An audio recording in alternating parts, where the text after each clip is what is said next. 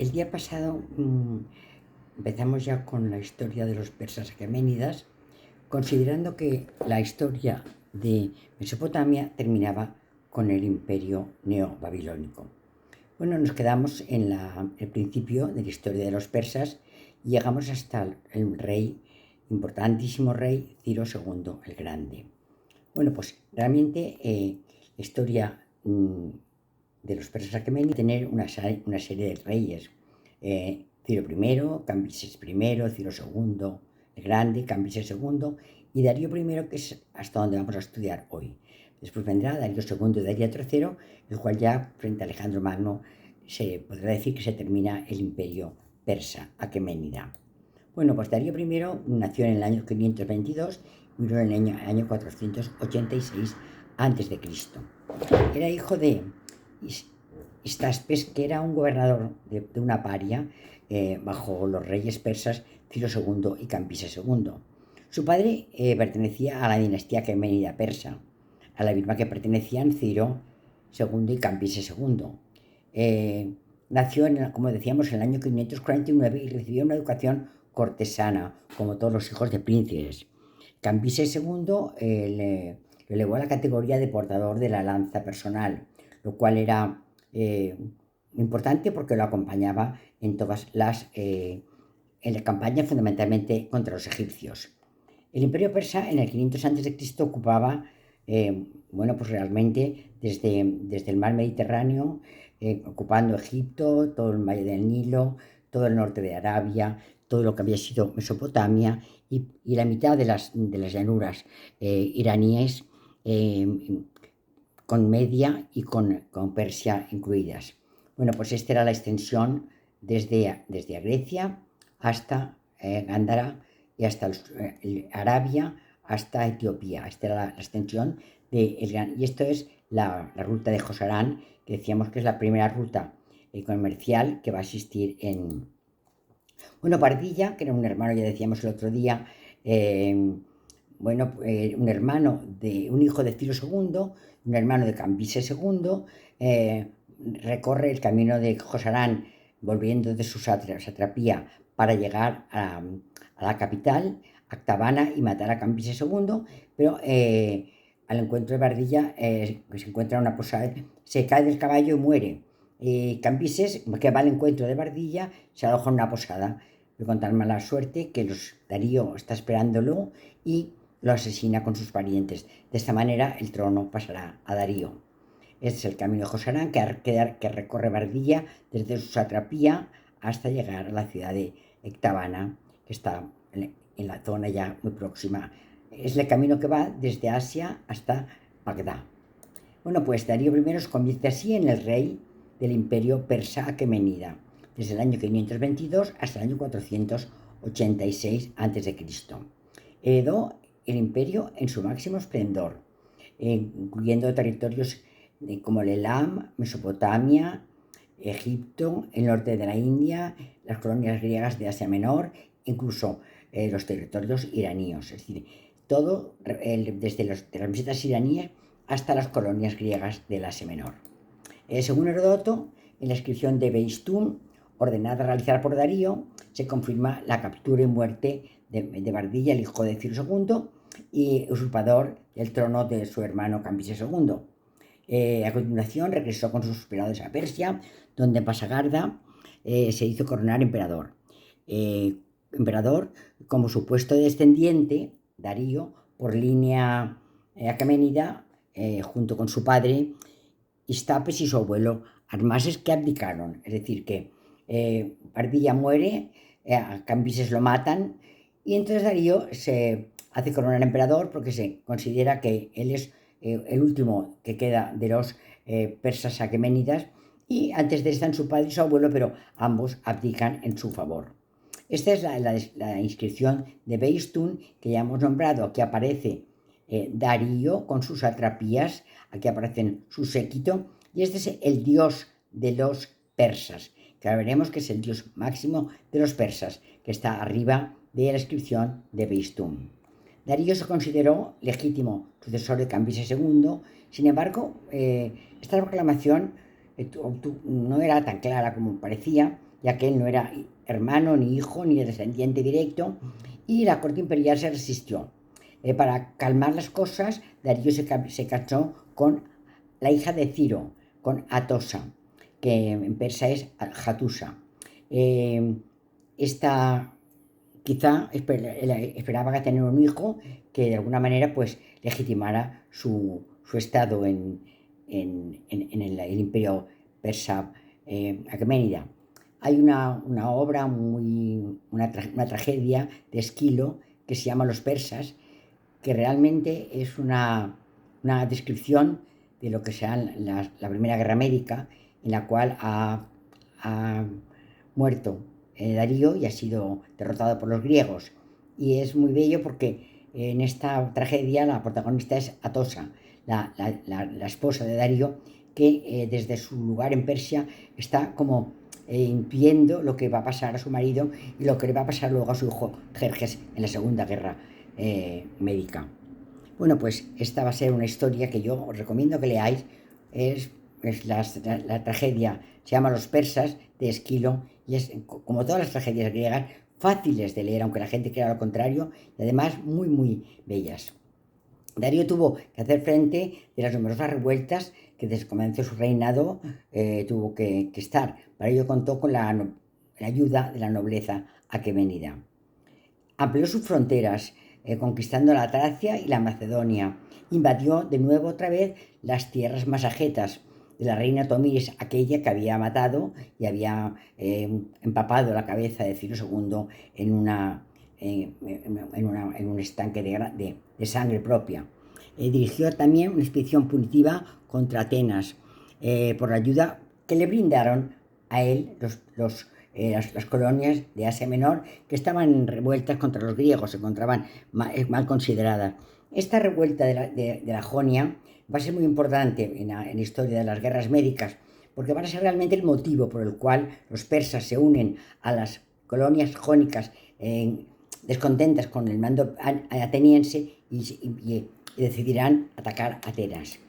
Entre los logros que se cuenta Darío fue que se encontró un inmenso imperio y él hizo una gran reforma financiera y administrativa, conquistando sátrapas, colocando en estas satrapías a gobernadores que eran de su confianza máxima. Hizo también una cosa muy importante, y es que creó unas infraestructuras con una red de carreteras que unía todas las grandes áreas imperiales. El camino más conocido se llamaba el Camino Real. El Camino Real conducía desde Éfeso a Susa y en realidad luego hasta Persépolis. Es un camino muy nombrado en la historia. Heródoto hace mucha mención del Camino Real de Darío I. Estas son las satrapías del imperio que van Egipto, Libia, Siria, Cilicia, Calcedonia, Armenia, Media, Patia, Batria, Arcosia, es decir, realmente hasta la tierra de los masagetas, que también luego las va a conquistar. Es decir, que van a ser muy grandes y muy numerosas las satrapías. Por tanto, el Darío no puede controlarlas y necesitará gente que le ayude en su control. El camino real que decíamos que iba desde Sardes hasta Elam es el camino real que va a ser muy importante en el camino real persa de Éfeso a Susa, de Éfeso a Susa y de Susa a Persépolis. Bueno, facilitó mucho el comercio este camino real y el transporte, junto a los puentes que se hicieron sobre el Bósforo y la terminación de un canal desde el Mar Rojo hasta el Nilo, que había comenzado ya el faraón Nicateo II.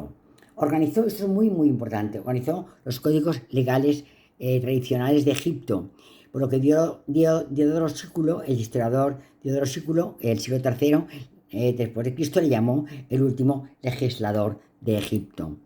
Hizo del arameo el idioma oficial del imperio e impulsó proyectos de construcción muy importantes en Susa, Pasagarda, Persépolis, Babilonia y Egipto. Este es un diseño del puente de Darío sobre el Bósforo, lo cual ya hemos dicho que junto al Camino Real facilitaba muchísimo el comercio y los transportes. Bajo su gobierno se reformó también el régimen monetario. además de acuñar el dárico, unificó, hizo una unidad monetaria para todo el imperio, lo cual benefició también muchísimo el comercio interior.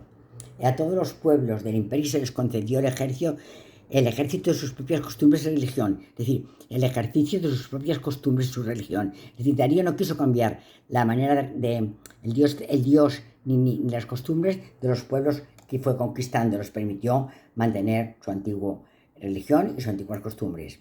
Aquí tenemos el dárico, que es la moneda, que eso sí, unificó todo el imperio. El principal centro de acuñación se situaba probablemente en Sardes, la capital de la satrapía de Lidia, aunque también es posible que durante el reinado de Darío III se acuñaran en Babilonia lo que se llamaron los dáricos dobles. Esto es una certeza que se tiene por medio de los textos. Aquí tenemos Lidia, aquí tenemos Sardes, que es el principal centro donde se acuñaba la moneda que Darío estableció como moneda única de todo su imperio. El Sardes, que está muy próxima a las ciudades que se van a rebelar contra Atenas, las ciudades de la Jonia, y que van a ser una de las causas de la guerra de los persas que les ayudan contra Atenas. Todo se rompió, con todo se rompió las tradiciones y continuó existiendo la unión personal, aunque existiendo una unión personal entre el rey persa y el rey babilónico. De hecho, Darío designó, como había hecho Ciro, a Cambises, a su primogénito Jerjes I, como rey de Babilonia. Además, todavía tenía Darío el título de faraón egipcio. Es decir, que las tradiciones no se rompen y la unión personal del rey con el rey de Babilonia se mantiene, dado que entonces el príncipe heredero se le va a nombrar rey de Babilonia. Hizo lo que se llamó la paz pérsica, que cuando él cambió el título de rey de los persas por rey de los países y pueblos. Darío continuó la política de Ciro, que autorizaba la libertad de culto siempre que se aceptase al dios máximo, que era Ahura Mazda, aquel que aparecía en la inscripción de Besuni. El zoroísmo fue la religión que Darío promovió para sus tierras. El dios supremo de este era Ahura Mazda, señor sabio, y no admitía ningún otro junto a él. Este dios tenía dos componentes, uno que era la verdad, el Arta, y otro que era la mentira, que era el Drauga. Se suponía que Darío heredó esta religión de su padre. Esta imagen del dios del zoroastrismo aún permanece viva en el Irán, ya que ellos se consideran su origen persa, y en el cual creen firmemente, es decir, que son persas y creen todavía en su origen primigenio. Esta es la imagen de Ahura Mazda, el dios máximo de los persas aqueménidas. Aquí le tenemos en la mano con el dador de la vida y con las alas que le mantienen siempre sobre todo los territorios. Y esto es lo que decía, que se encuentra en la inscripción de Besuni. En la parte superior aparece el dios Ahura Mazda. Aquí lo tenemos también policromado en una de las construcciones de los persas aqueménidas. Bueno, sus templos eran pequeños, tenían un solo altar, estaba al aire libre, se llamaba el altar del fuego, y en ella los sacerdotes llamados magi eran aquellos que gobernaban estos templos. Tenían una indumentaria siempre igual, que consistía en pantalones, una bata blanca sobre ellos, un paño delante de la boca para no contaminar el fuego sagrado y un gorro frigio. Aquí tenemos uno de sus templos, que hemos dicho que era una copa con fuego, porque lo importante era el fuego purificador. Y aquí tenemos un sacerdote con el gorro frigio, con el traje blanco, con pantalones, con una especie de túnica que cubría sus pantalones. Bueno, aquí tenemos una imagen de los Reyes Magos. Y es que queremos demostrar o queremos contar cómo los Reyes Magos seguramente eran magos que provenían persas. Y que en San Apolinar Viejo, en la ciudad de Rávena, en el templo de Teodomiro, encontramos esta representación de los Reyes Magos, además con sus nombres, Baltachar, Melchor y Gaspar, haciendo sus ofrendas al niño Dios. Es decir, y llevan la indumentaria que hemos nombrado, la capa blanca, la especie de pantalones, el gorro frigio, y transportan oro, incienso y mirra como los Reyes Magos a los que habla de San Mateo. Este es un relieve románico que vemos también con la misma indumentaria, vestidos como los magi, los sacerdotes de los templos del zoroastrismo. Entonces vemos cómo la creencia zoroastria pasa a la creencia religiosa. Aquí tenemos igual los 3 Reyes Magos adorando al niño Jesús con esta indumentaria que recuerda el mundo persa. Cuando con los romanos la religión persa seguía igual, y San Mateo, cuando habla de los magos de Oriente que visitaron al niño Jesús en el portal de Belén, se refería sin ninguna duda a los magi. El apoyo al zoroastrismo se implantó cuidadosamente. Se desconoce cuándo vivió Zoroastro. Las fuentes hablan del siglo X o el VII antes de Cristo. Bueno, ¿cómo se enterraban los persas? Pues era muy complicado porque para ellos era sagrado el agua, era sagrado el fuego y era sagrada la tierra. Entonces no se podían quemar, incinerar, no se podían ni enterrar ni tirar al río sus difuntos. Entonces, ¿qué hacían? Los dejaban en las montañas para que los buitres los devoraran. Y cuando tan solo quedaban los huesos, hacían un pozo con cal viva y los tiraban hasta su desaparición. Bueno, y ahora vamos a hablar de las guerras médicas. ¿Os acordáis que cuando os decía que los griegos confunden persas y medos? Porque los medos son los primeros habitantes de las planetas iraníes, a los que continuarán luego los persas. Y los persas serán vasallos de los medos. Luego, con Ciro II el Grande, que se consideró desde siempre persa aqueménida, es decir, que aceptó la herencia de su padre, entonces se empezó la hegemonía de los persas. Y entonces los griegos llamaban medos a los que realmente eran persas. Hemos dicho que las causas de las guerras médicas están en la rebelión que se va a dar en las costas del Egeo. Es decir, llegaron tropas persas a las costas del Egeo para reforzar la rebelión. Es decir, las ciudades de Mileto, de Éfeso, de Esmirna, de Troya, están descontentas con el trato que le está dando Atenas y entonces se rebelan contra ella. Entonces, para la rebelión llaman a sus vecinos persas y los persas acuden. Entonces acuden y realmente los que van a guerrear van a ser los habitantes de las colonias de la Jonia, pero con los persas. En las batallas de Maratón, la primera guerra médica, que ganaron los griegos, siempre ganaron los griegos. La segunda, la batalla de Salamina y Platea, que también ganaron los griegos. La única que perdieron fue la del paso de las Termópilas. La primera guerra médica, como decimos, fue la batalla de Maratón. Comenzó en el año 492 a.C. y terminó en el año 490 con la victoria del ateniense frente a los egipcios. Frente a los persas. Acordaros de la carrera de Maratón, se llama porque uno de los soldados corrió los 40 kilómetros que separaban Maratón de Atenas para dar la noticia de la victoria.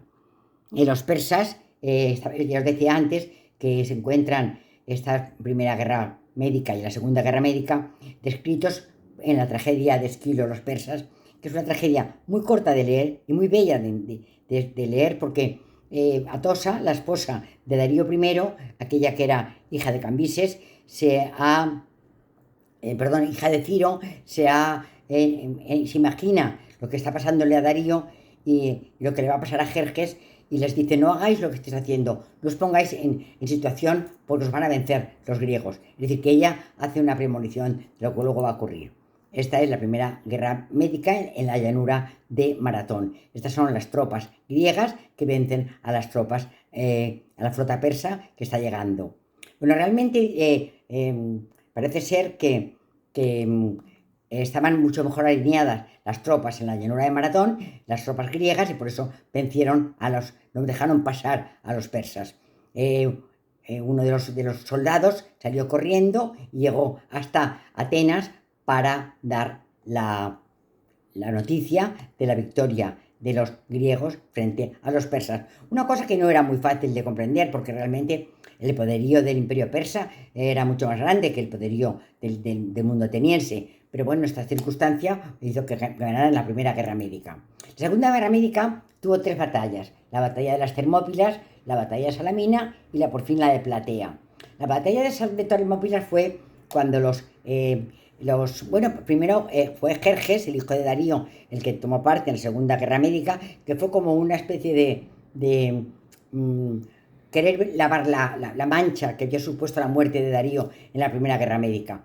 Entonces quiso poner un puente sobre el mar Egeo, y entonces esto irritó al dios del mar, según los griegos. Y entonces la desgracia le siguió. Llegó al paso de las Termópilas, donde estaba el gran general Leónidas Espartano, que las defendió, como dijo una inscripción que decía: aquí murió el último espartano defendiendo las tierras contra los persas. Porque realmente había habido una alianza entre persas y Esparta para luchar contra los espartanos y atenienses, para luchar contra los persas en la Segunda Guerra Médica. Después de que pasaron las Termópilas, los persas bajaron a Atenas. ¿Qué hicieron? Destruyeron por completo el templo que había en la Acrópolis, que se llamaba Hecatompedón, que es el que estaba bajo del que hoy será el templo el Partenón. En un momento se consideró tierra maldita y se pensó no hacer ningún templo sobre las tierras que habían asolado los persas, pero luego cambió la legislación y se construyó el templo del Partenón sobre el antiguo Hecatompedón, que era el gran templo que había antes y que habían destruido los persas. Bueno, después de destruir todos los templos de la Acrópolis, los persas se bajaron a la Golgota de Salamina. De esta manera fueron traicionados y los griegos los envolvieron, de forma que las grandes naves persas no pudieron maniobrar, y en la batalla de Platea se consiguió la segunda victoria en las guerras médicas para los griegos. La Tercera Guerra Médica no consistió más que: aquí tenemos el paso de las Termópilas, donde estaban el general espartano esperando que pasaran, y luego bajaron por la Beocia hasta la Ática, hasta Atenas. Destruyeron Atenas, bajaron al puerto de Salamina, y en el puerto de Salamina fueron engañados por los griegos, y en la batalla de Platea terminó la Segunda Guerra Médica. Los que quedaron, persas que quedaron, huyeron hacia otra vez las costas del Egeo, pero esta vez fueron perseguidos por los griegos, y terminó la Tercera Guerra Médica con la extinción del mundo griego hasta la llegada de Alejandro Magno. Es decir, la Tercera Guerra Médica ocurrió en el año 479 durante el tercer rey Antejerjes. Las ciudades griegas hicieron una confederación para proteger las siguientes agresiones persas. Y Cimón fue el que en Asia Menor, ya hemos dicho, al salir huyendo hacia Asia Menor, hacia las colonias de la Jonia, Cimón los persiguió y terminó en el año 465 con la llegada de persas hasta Grecia, que luego serán destruidos y aniquilados por Alejandro Magno.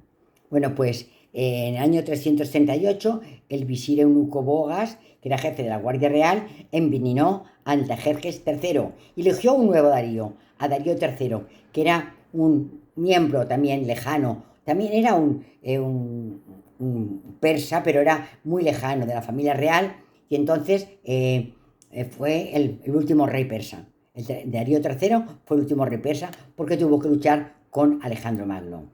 Esta fue la batalla de Isos. En el año 333 a.C., el propio Alejandro asumió el mando de los ejércitos para luchar contra Alejandro, pero su numeroso ejército fue superado por el de Alejandro y fue derrotado en la batalla de Isos. De esta manera se elimina ya a los persas del mundo asiático, y ya quedará Alejandro como el rey de todas las satrapías persas, y siendo el gran conquistador y el gran rey de la antigüedad.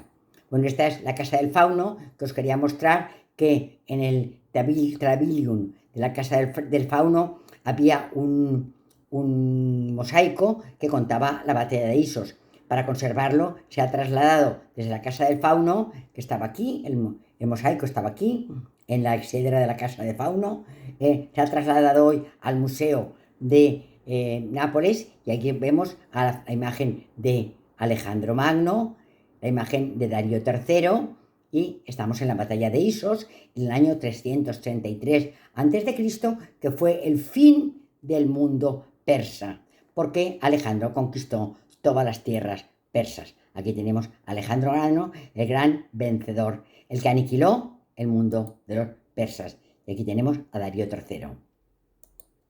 Bueno, esta batalla no dio por terminado la vida de los persas, y fueron de nuevo derrotados en la batalla de Gaugamela. Darío huyó de manera vergonzosa, huyó de sus tropas, las abandonó, y esto, la batalla de Gaugamela, y ya desde este momento, pues, el mundo de los persas quedó desacreditado en el mundo, y ya fue su final. Esto es un dibujo que hay de la batalla de Gaugamela en el Museo Arqueológico de Madrid.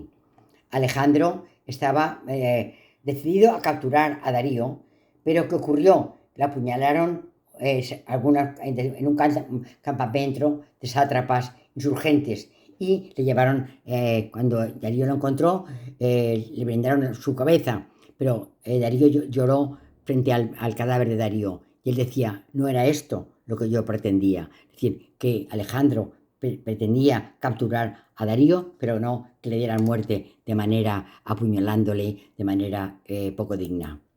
Muchas gracias y hasta el próximo día.